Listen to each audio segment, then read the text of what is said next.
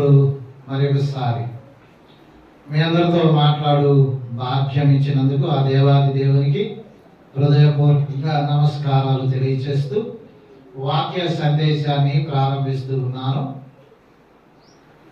లోకంలో మనిషికి అవసరమైనది డబ్బు. Money makes many things it's a proverb. ఆయన వింటున్నారా? డబ్బు అంట ఏదైనా చేస్తుందంట. నిజమే, ఒప్పుకొని తీరాలి. ధనము లేకపోతే చాలా కష్టం. ధనము లేకపోతే పరిస్థితులు కష్టతరంగా ఉంటాయి అని ఒక్కొక్కసారి మనం చాలా ఫీల్ అయిపోతాం. చేతిలో డబ్బులు దొరకలేదే, డబ్బులు లేకుండా పోయి అనుకుంటాం. అయితే గమనించండి, ధనము సంపాదించుకున్నట తప్పు కాదు, ధనము కూడబెట్టుకుంటా తప్పు కాదు, కానీ ధనమే సర్వస్వం అని అనుకోగాకండి.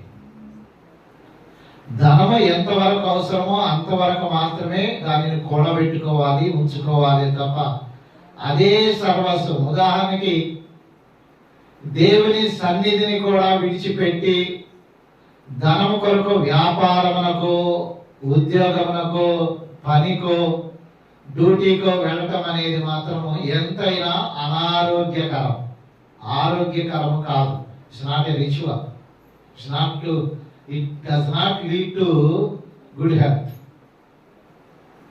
కావున ఈ దినాన నేను చెప్పబోతున్న ఒక ప్రత్యేకమైన అంశాన్ని, ఒక వ్యక్తి డబ్బు విషయంలో ఎలాగో ప్రవర్తించాడు, తద్వారా ఆయన పొందుకొని అందుకున్న మరి దీవెన ఎలాగున్నదో, అది ఎలాగో మారిందో, అది దీవెన శాపమో కూడా పరిశుద్ధ గ్రంథం ద్వారా మీకు తెలియచేయడం కొరకు తీసుకురండి. పరిశుద్ధ గ్రంథం నుండి please take your holy Bible and open the book of Matthew chapter 10 verse 2, 3, 4. పరిశుద్ధులైన మత్తయి గారు రాసిన శుభవార్త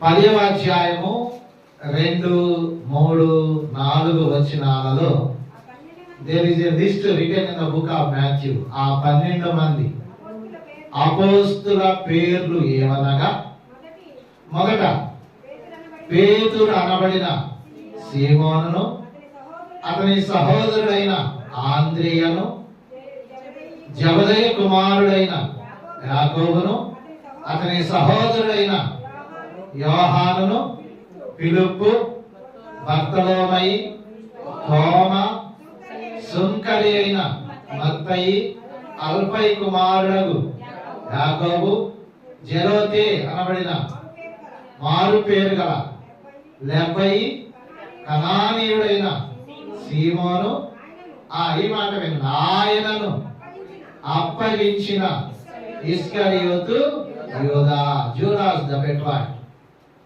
ఇక్కడ చూడండి, అందరి పేర్లు చక్కగా వారి వరుస, వారి అన్నయ్య పేరు, వారి తమ్ముడి పేరు ఇక్కడ చక్కగా పొందుపరిచున్నాయి. కానీ యూదా గారి విషయంలోకి వచ్చేసరికి ఏముంది? ముందు ఏమి తొలగించారు? ఆయనను అప్పగించిన. ఆ మాట ఎందుకు? నా పేరును బట్టి మిమ్మల్ని ఎవరైనా పిలవాలంటే గాలోడా అని ముందు పిలుస్తారా? మరి చెన్నాలు కూడా అని అంటే అది బాగాలేదు కదా. నా పేరేంటో తెలిసినప్పుడు చక్కగా ఇంటి పేరుతోనో పిలిస్తే చాలా బాగుంది. కానీ ముందు ఆయనను అప్పగించిన అని రాశారంటే ఆయనకి ఏదో ఒక చరిత్ర ఉంది, ఏదో చేశాడు. ఏమి చేసినాడని మనము ఆలోచన చేస్తే పరిశుద్ధ గ్రంథములో అపోస్తలుడైన పౌలు గారు రాసిన అపోస్తల కార్యముల గ్రంథము, అది వాస్తవానికి రాసినది పరిశుద్ధుడైన లూకా గారు. మొదటి అధ్యాయము 20వ వచనాన్ని చదువుకుంటే we should know more facts about Judas. అతని ఇల్లు పాడైపోవును గాక, దానిలో ఎవడును కాపురం ఉండకుండును గాక, అతని ఉద్యోగము వేరొకడు తీసుకొనును గాక. గాక అనగా ఆమేనని. అతని ఇల్లు పాడైపోవును గాక. అదేంటి? ఎవరైనా దీర్ఘాయుష్మాను భవ, నువ్వు 1000 ఏళ్ళు వర్ధిల్లును గాక అంటే ఆమేనంటాం. ఇప్పుడు ఈ మాట వినండి, అతని ఇల్లు పాడైపోను గాక. మీరేమన్నారు అప్పుడు? మీరేమన్నారు? ఆమేన్ అన్నారు. ఆమేన్ అంటే అర్థం ఏంటి? ఇల్లు పాడైపోదని కాదని అర్థం. ఇల్లు పాడైపోవడం ఏంటి? తర్వాత అతని ఉద్యోగం వేరొకడు తీసుకొని కాక. అదేంటి? ఆయన ఉద్యోగం చేస్తుంటే ఆ ఉద్యోగాన్ని మరొకడు తీసుకోవడం ఏంటి అంటే, ఏదో ఒక బ్యాడ్ న్యూస్ ఉన్నది, ఏదో తెలుసుకోవలసిన ఒక సమాచారం ఆయన గురించి రాయబడింది. మొదట ఆయన శిష్యుడుగా ఉన్నాడు, రెండవది ఆయనకు ఒక ఇల్లు ఉన్నట్లుంది, మూడవది ఆయన ఒక ఉద్యోగస్తుడుగా కూడా ఉన్నట్లుగా మనము చూస్తా ఉన్నాం. అంటే ఏమి మనకు అర్థమవుతుందంటే, మొదట స్థాయి గలవాడే, గవర్నమెంట్ ఉద్యోగస్తుడే, సంపాదన కలిగిన వాడే, ఆస్తి కలిగిన వాడే, ఆస్తి పాస్తులు కలిగిన వాడుగానే ఉన్నాడు. ఇంకో గొప్ప విషయం ఏంటంటే, అతడు ఇప్పుడు మనం చదువుకున్న ప్రకారం ఎవరంటే శిష్యుడు. He was one of the disciples of Jesus Christ. అంతేనా? 12 మంది శిష్యులైతే ఆ 12 మందిలో ఇతడు ఒక శిష్యుడుగా ఉన్నాడు. ఇప్పుడు పరిశుద్ధ గ్రంథంలో మరి యొక్క సందర్భాన్ని చూద్దాం. చూడండి, పరిశుద్ధుడైన యోహాను గారు రాసిన శుభవార్త 13వ అధ్యాయం 29వ వచనాన్ని చదువుకుందాం. Let us open the book of John, chapter 13, verse 29. డబ్బు సంచి యోధా యొద్ద ఉండెను కనుక. చాలు, విన్నారా? ఇంకా ఈయనలో ఇంకొక గుణం కనపడతా ఉంది. మొదట శిష్యుడిగా ఉన్నాడు, ఉద్యోగస్తుడిగా ఉన్నాడు, కుటుంబాన్ని కలిగి ఉన్నాడు, భార్యని కలిగి ఉన్నాడు, ఇల్లు కలిగి ఉన్నాడు అని తెలుస్తుంది. ఇక్కడికి వచ్చేసరికి డబ్బు సంచి కూడా కలిగి ఉన్నాడు. అంటే యేసు ప్రభువారు అతని శిష్యుడిగా చేర్చుకున్న తర్వాత అతనికి ఏమి ఇచ్చారు? The Lord Jesus Christ has handed money purse to Judas Iscariot. చూడా, ఇస్కరియోతు యూదా గారి చేతిలో డబ్బు సంచ పెట్టారు. అంటే ఉద్యోగం ద్వారా ఆస్తి పాస్తులు లేకపోతే డబ్బు వస్తా ఉంటే ఇంకా డబ్బు అనేది ఆయన చేతిలోనే పెట్టారంట. అంటే దాని ఉద్దేశం ఏంటి? డబ్బును ఆయన తీసుకోమని కాదు, ఆ డబ్బును తన సొంతానికి వాడుకోమని కాదు, అవసరాల నిమిత్తమై జాగ్రత్తగా వాడు. కానీ ఇంకొక మాట చూద్దాం, ఒక పేజీ వెనకరండి. The book of John chapter 12 verse 6. 12వ అధ్యాయము 6వ వచనం చదువుకుందాం. వాడిలాగు చెప్పినది బీదల మీద శ్రద్ధ కలిగి కాదు గాని వాడు దొంగ అయ్యుండి తన దగ్గర డబ్బు సంచి ఉండినందున అందులో వేయబడినది దొంగిలించుచు ఏం చేస్తున్నా అంటే, యేసు ప్రభువారు నమ్మకస్తుడని శిష్యుడిగా చేర్చుకున్నాడు. అతడు ఉద్యోగస్తుడు అయినప్పటికీ, తనకు భార్య ఉన్నప్పటికీ, తనకు ఇల్లు ఉన్నప్పటికీ కూడా ఆయన రావడంతో ఒక గొప్ప బాధ్యత ఏంటంటే, యోధా ఇదిగో ఈ పర్సు నీ దగ్గర ఉంచు, అవసరాల నిమిత్తమై జాగ్రత్తగా, పండుగలు వస్తే పండుగలకు ఎలాగ వాడాలో, భోజనానికి అవసరమైతే భోజనానికి ఎలాగ వాడాలో, మనం ఇక్కడ నుంచి అక్కడికి వెళ్తున్నప్పుడు ఆ పడవలకు కానీ లేకపోతే తదితరమైన రొట్టెలకు కానీ తదితరమైన వాటికి డబ్బులు జాగ్రత్తగా వాడు అని ఏం పెట్టాడు? చేతిలో పర్సు, మనీ పర్సు, డబ్బు సంచి పెట్టాడు. ఈయన ఏం చేస్తున్నాడంట? అతనంట ఆ సంచిలో వేయబడిన దాన్ని అప్పుడప్పుడు ఏం చేస్తున్నాడు? దొంగిలిస్తూ ఉన్నాడంట. ఇదే జాగ్రత్తగా. డబ్బు ఆల్రెడీ నీకు ఉంది, ఉద్యోగం ఆల్రెడీ ఉంది, ఇంకా డబ్బు నీకు వస్తుంది, పొలం ఉంది, ఇంకా పతిది అనేకం ఉన్నాయి. కానీ మనసు ఎలా ఉంది? డబ్బు మీదే ఉంది. అందుకే నేను అంటున్నాను, డబ్బు గబ్బు చేస్తుంది, గబ్బు జబ్బు చేస్తుంది. ఆ జబ్బు మరి నుండి పోవాలంటే మరలా అదే డబ్బు నీ జబ్బు కొరకు వాడాలి. ఈరోజు ఇంకా ఒక అడుగు ముందుకేద్దాం. డబ్బు నిన్ను చంపేస్తుంది, నిన్ను ఉరి వేసుకునేటట్టు చేస్తుంది, నీకు మరణం వచ్చేటట్టు చేస్తుంది, నిన్ను లేకుండా చేస్తుందేమో. ఎందుకంటే డబ్బు వలన చాలా మంది తమను తాము పొడుచుకున్నట్లుగా పరిశుద్ధ గ్రంథం చెప్తుంది, తమను తాము హత్య చేసుకున్నట్లుగా. ఎందుకంటే డబ్బు లేకపోతే మనస్సు ఉండదు, మనశ్శాంతి ఉండదు. కొంతమంది చేతిలో చిల్లిగా లేకపోతే గుద్దుతారు. ఇవాళ నా దగ్గర డబ్బు లేకుండా పోయింది, ఎట్టా ఏం చేయాలా? ఒకడు తాగుతూ తన అవను అడుగుతున్నా డబ్బా అనగానే రోజు ఒక డాముకు సరిపోని డబ్బు ఇస్తా ఉందంట. అలా అడుగుతూ అడుగుతూ ఉండగా ఒకరోజు ఆడికి మళ్ళీ తాగేవాడికి తాగాలనిపించిందా, ఇవాళ చాలా అనిపించిందా? దొంగతనం చేసేవాడికి ఇంకా చాలా అనిపించిందా, మళ్ళీ చేయాలనిపించిందా? మళ్ళీ చేయాలనిపిస్తుంది కనుక తాగుతూ తాగుతూ ఉన్నాడు. వాళ్ళ అమ్మని ఈ రోజు అడుగుతున్నాడు. వాళ్ళ అమ్మ అందంట, నిన్నే కదరా ఇచ్చింది, రే నిన్నే కదరా, అరే మనవడా, రే నిన్నే కదరా అంటే, కాదవా నిన్నది నిన్నే, నాకు ఇప్పుడు తాగటానికి నాకు గుర్తు వస్తుంది, తాగటానికి అంటే లేవురా లేవురా, అరే ఇంకా ఫంక్షన్ రాలేదురా, అరే నిన్న సెలవురా, ఇవాళ సెలవురా, రేపు కూడా సెలవురా, అరే మంగళవారం ఇస్తా అంటే, కాదు నాకు ఇప్పుడే కావాలా అంటున్నాడంట. మీరు ఏం చేయాలి? ఏం చేయాలంటే ఆ అవ్వ మనవడు ఇలా పెరుగులాడుకుంటా ఉండగా అవ్వకి ఈ చెవుడుకున్న పూర్వకాలపు కమ్మెలు ఏలాడుతా ఉన్నాయి. అంటే అనగా నేను లేవురా అంటే ఇస్తావు ఇవా, లేవురా అంటే ఇస్తావు అని పేక పట్టుకొని ఏంటంటే అంటా ఉండగానే ఈ వేలాడుతున్న కమ్మెలను చూడంగానే మనవాడికి ఒక ఆలోచన వచ్చిందంట. ఈ డబ్బు ఇస్తే ఏంటి ఈగిపోతుందని చెప్పి గట్టిగా ఆ చెవులు కొరికి ఆ కమ్మెను లాక్కొని పరాలయ్యాడంట. జాగ్రత్త, డబ్బు లేకపోతే డబ్బే జబ్బు అన్నాం కనుక ఆ జబ్బే కాదు, నిన్ను మరణానికి కూడా లేకుండా చేసేది ఏమన్నా ఉంటదేమో ఇప్పుడు తెలుసుకుందాం. సరే, ఈయన గురించి మనకు అర్థమైంది ఏంటంటే ఒక స్థాయి ఉంది, ఒక స్థితి ఉంది, చేతిలో ఉద్యోగం ఉంది, భార్య ఉంది, డబ్బు ఉంది. యేసు ప్రభువారు కూడా అతనికి మనీ పరిశీలించారు. అయితే అతనిలో మనం తెలుసుకుంటుంది ఏంటంట, మెల్లిగా దాంట్లో ఉన్నది లేపుతూ ఇంకా డబ్బును కూడా పెట్టుకుంటున్నాడంట. ఇంకొక మాట చూద్దాం. పరిశుద్ధులైన మత్తయి గారు రాసిన శుభవార్త 26వ అధ్యాయము 14వ వచనాన్ని 15వ వచనాన్ని చదువుకుందాం. The book of Matthew chapter 26 verse 14 and 15.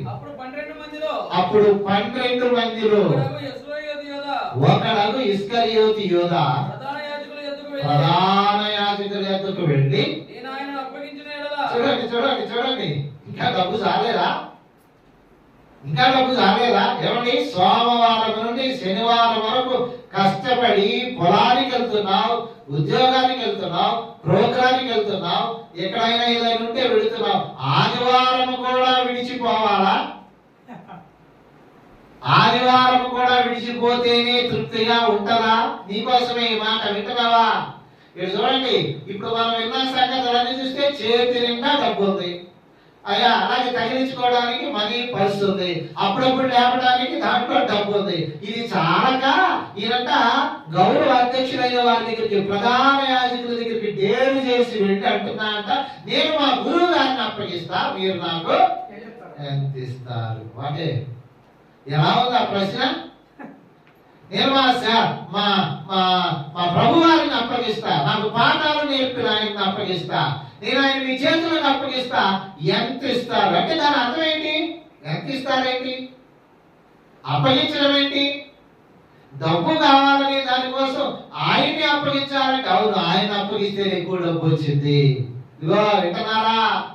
డబ్బు కోసం పెడద్రోవలు పట్టేవారుంటే, ప్రభువును కాదని వెళ్ళేవారుంటే ఇప్పుడు జరిగే పరిణామం మీరేనండి. సరే, వెళ్ళాడు, వారితో మాట్లాడారు, వారు కూడా అప్పటికే ఒక సమయాన్ని చూస్తున్నారు, ఎట్లా పట్టుకోవాలా? ఈ 12 మందితో ఆయన గడుపుతుంటే అందరూ, అందుకే యూదులైన వారు ఆజానుబాహులంట. మోర్ దాన్ 6 feet, 6 అడుగుల కన్నా ఎత్తుంటారంట. మీరు పేతురు గారిని చూడండి, ఇతర శిష్యులైన వారిని ఎవరు చూసినా 6 అడుగులు ఉండేసరికి యేసు ప్రభువారు కూడా 6 అడుగుల కన్నా ఎక్కువే ఉన్నాడు. మరి ఎవరు పెట్టుకోవాలని అందరూ ఆజానుబాహులే కనుక అప్పుడున్న శాస్త్రులైన వారికి, లేకపోతే అప్పుడున్న అధికారులైన వారికి యేసు ప్రభువారిని పట్టుకోవడానికి ఎవరో తెలియక ఇస్కరియోతు యూదాతో ఒప్పందం చేసుకుని ఏం చేశారంటే, వాళ్ళు యూదా నీకు డబ్బు కావాలి అంతే కదా, ఇదిగో అని ఏం చేశారు, 30 వెండి నాణ్యాలు తూసెల్లా ఇచ్చారు. ఎంతకాలం మనీ పరుసులో లేపుతుంటే ఏమవుతారా నాయన, ఒకేసారి కోటీశ్వరుడు అయిపోతారు అన్నట్టుగా, ఇంత డబ్బు అన్నట్టుగా తీసుకొని ఇంటికి వెళ్ళాడంట. ఇప్పుడు హాయిగా ఉంటాడు కదా, హాయిగా ఉండనిస్తాడు కదా. అందుకే ఆదివారం ఎగ్గొట్టి ఎవరైనా వెళితే వారు కూడా హాయిగానే ఉంటారా? ఈ పక్కనే చేలో ఉంటే వాళ్ళకి ఏమేపడింది? ఈ పాస్టర్ గారు చూసేవా, నా గురించి చెప్తున్నాడు, ఇవాళ నేను చేలోకి వెళ్ళానే కదా, ఈ రోజు కావాలని ఆదివారం ఎగ్గొట్టిన వాడవాలా అంటున్నాడు, చూసారా అని వాడకతారని చెప్పి ఈ పక్కన ఎవరైనా ప్రోగ్రామ్ చేస్తుంటే అంటున్నారు, ఇదిగో పాస్టర్ చూసేవా నా గురించి చెప్తాడు, ఇక నేను ఎప్పటికే కదా వాళ్ళకి తలనొప్పి. ఇంటికి ఉండి ఎవరైనా పని చేసుకున్నాను అనుకో, చూసావా పాస్టర్ నేను రాలేదని నా గురించే మాట్లాడుతున్నాడు. ఇక నీ గురించే మాట్లాడుతున్నావు, మరి నువ్వు రాలేదు కనుక నీతోనే మాట్లాడుతున్నాడు, నువ్వు కనపడలేదు కనుక నీతోనే మాట్లాడు. ఎందుకంటే నువ్వు ఎక్కడుండాలి? నేను అందుకే యోగా గారిని అడుగుతున్నా, నీకు ఉద్యోగం అంటే చాలేదా? మనవి పరిశీలించాడు చాలేదా? మళ్ళీ ఆయన అప్పగించాలి వెళ్ళిపోవటం డబ్బులు తెచ్చుకుంటే నిన్ను ఊరకనే ఉండనిస్తాడా? నువ్వు ఊరకనే ఉంటావా? అందుకే ముందే చెప్పాడు, డబ్బు ఏం చేసింది? గబ్బు చేసి గబ్బోడిని ఏం చేసింది? జబ్బోడుగా చేసింది. జబ్బే చేయటం కాదు, ఇలా కొత్త వార్త ఏంటంటే నిన్ను లేకుండా కూడా చేస్తుంది. మాట చదువుదాం కావాలంటే పరిశుద్ధ గ్రంథము నుండి అపోస్తుల కార్యముల గ్రంథము, written by Saint Luke, chapter 1 verse 18. 1:18 చదువుదాం. ఈ యూదా ద్రోహము వలన సంపాదించిన రూకలను ఇచ్చి ఒక పొలము కొనెను. అతడు తల క్రిందులుగా పడి నడిమికి బద్దలైనందున అతని పేగులన్నీ బయటికి వచ్చిన. డబ్బేగా, డబ్బుందగా, డబ్బుంటే ఎందుకు ఊరేసుకుంటున్నావు యూదా? అడుగుదామా? Let us speak unto the disciple of Jesus Christ. Why are you hanging yourself?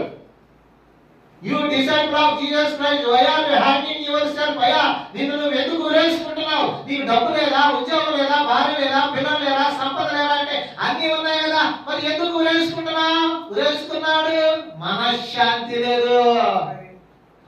మనసుకు పట్టిన రోగానికి బిళ్ళ లేదంట. అందుకే మనసుకు పట్టిన రోగాన్ని వదలగొట్టేవాడు ఒక మనసును కలగజేసిన దేవుడు మాత్రమే. చెప్పండి దేవునికి స్తోత్రం. చప్పట్లు ఎందుకు కొట్టాలంటే మనిషిని కలగజేసిన వాడు, మనస్సును కలగజేసిన వాడు ఆయనే కనుక. ఇప్పుడు యోధాకి ఏమి లేదు, భార్య ఉంది, పిల్లలు ఉన్నారు, ఉద్యోగం ఉందని వింటున్నాం. మరి ఎందుకు ఉరేసుకోవాలంట?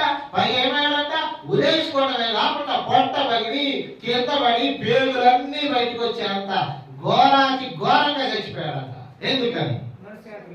మనశ్శాంతి లేక. ఎందుకని? ఇంకా చెప్పండి, ఎందుకని ఇలాంటి ఘోరమైన మరణం వచ్చిందో తెలుసా?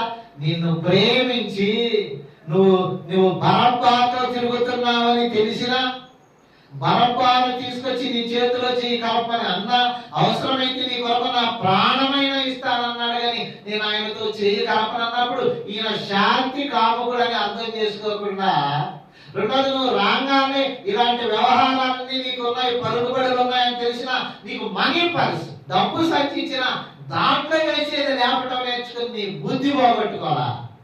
చివరికి అది నేనేం చేసింది? అధికారుల దగ్గరికి తీసుకెళ్ళింది. చివరికి అది ఏం చేసింది?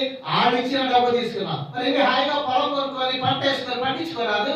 ఈ సంవత్సరం 40 బస్తాలు పండినట్టుగా, మినుగోడకు 12 నుండి 15 బస్తాలు దాకా పండినాయి కదా, మరి అట్లా వేసుకోకూడదు. ఇంటికి వెళ్తే నిద్ర రావాలిగా, ఇంటికి వెళ్తే హాయి ఉండాలిగా. ఎందుకు? మనసులో ఏముంది తెలుసా? గురువు గారిని ఎసరు పెట్టా, గురువు గారిని అమ్మకానికి పెట్టా, నాకు పాఠాలు నేర్పినవాడు, నాకు స్వస్థతలు చేయటం నేర్పినవాడు, ఆయనతో ఉండి, ఆయనతో తిని, ఆయనతోనే 3.5 సంవత్సరాలు స్నేహం చేస్తే ఆయనకి ఎసరు పెట్టారనే తలంపు మనసులో పడిన తోడని ఇంకా ఆయనకు మనశ్శాంతి లేదంత. అందుకే పోయాడు, చూశాడు, చెట్టుకు ఒక తాడును వేశాడు, అది మెడకు పెట్టుకున్నాడు, ఇలా ఏలాడుతూ ఉండగా ఆయన పాపం ఇంకా గట్టి ఏమైందో తెలుసా? ఆ చెట్టుకున్న తాడు తెగటం, దామున కింద పడటం, పొట్ట వదలటం, పొట్టలోని పేగులన్నీ బయటికి రావటం. ఏమర్థం అవుతుంది ఈ వాక్యం వింటున్న తోడని? దేవుని ప్రియ బిడ్డలారా, ఆయా ప్రాంతాల్లో నుండి యూట్యూబ్ ఛానల్ ద్వారా దైవ సందేశం వింటున్న వారులారా, డబ్బు కొరకు మరి పెడద్రోవలు పట్టుతున్నారా? డబ్బు కోసమై మీరు ఈ ఇష్టం వచ్చిన మార్గాలు ఎంచుకుంటే పరలోకమందున దేవుడు చూస్తున్నాడు. దయచేసి డబ్బే ప్రధానం కాదు, దేవుడు ముఖ్యం. డబ్బు కావాలి, ఎంతవరకు అంతవరకే. మనది కానిది దానికోసం ఆరాటపడగాకండి, మనది కాని దానికోసం పోరాటం చేయగాకండి. మనకున్న దాంతో, అందుకే ఆయన అంటాడు, మనకున్న దానితో తృప్తి కలిగి ఉండండి. కనుక ఈ మాటలు విన్నవారులారా, మీ అందరికీ చెప్పేది ఏంటంటే, డబ్బు అనేది ఇస్కరియోతు యూదా గారి జీవితంలో ఏం చేసిందంటే, ఆయన అందుకే ఇంకొక మాట చెప్పనా, కొద్ది క్షణాల్లో ఎవరినైతే అమ్మకాన్ని పెట్టాడో ఆయన చనిపోవలసినది, కానీ ముందు ఎవరు చచ్చిపోయారు? అదేంటి, ఇప్పుడేగా 30 వెండి నాణ్యాలకు అమ్మేవు కదా, మరి కొద్దిసేపట్లో ఆయన శిక్ష విధించి ఆయన శిలువకు అప్పగిస్తారు, ఆయన చనిపోవాలి కదా, మరి ఆయన కన్నా ముందే చనిపోయావేంటి? అందుకే 11 మంది శిష్యులు అలాగే బాగానే ఉన్నారు, ఈయన మాత్రం కనపడకుండా పోయాడు. కారణం దేవుడిని కాదని ఏదో ఆలోచన చేసుకుని ఏదో తలప చేసుకుంటే అది పేక మీదకి వచ్చింది, చివరికి ప్రాణంగా పోయింది. కనుక ఈ మాటలు విన్న మీరు వాక్యాన్ని చక్కగా అర్థం చేసుకొని వాక్యాన్ని ఉన్నట్లుగా పాటించి ప్రయోజకులు గొప్పవారు కావాలని తెలియచేస్తూ, పొరపాటును కూడా పెడార్థానికి తావివ్వకుండా మిమ్మల్ని మీరు కాపాడుకోవాలని ఈ వాక్యం ద్వారా తెలియచేస్తూ, 50 మందికి ప్రేమతో చేతులు జోడించి తెలియచేస్తూ ఈ వాక్యాన్ని ముగిస్తున్నాం. దేవుడి మాటలు మన కొరకు దీవించును గాక. ఆమేన్.